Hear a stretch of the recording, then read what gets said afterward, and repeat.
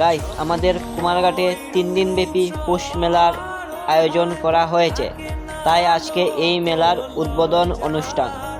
তাই সন্ধ্যার সময় আমি মেলাতে চলে আসলাম মেলাটা দেখার জন্য এবং উদ্বোধনী অনুষ্ঠান দেখার জন্য।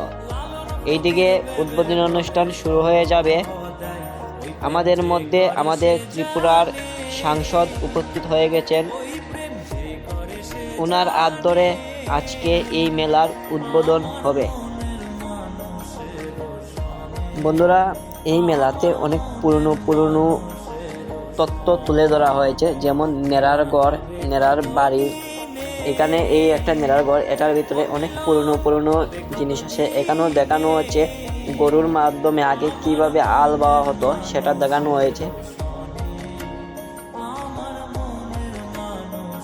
এই আরেকটা জিনিস, যেখানে পুতুল নাচ করানো হবে এই হলুদ যে ঘরটা, এই ঘরটার ভিতরে। এখানে মেলার উদ্বোধনীয় অনুষ্ঠান চলছে।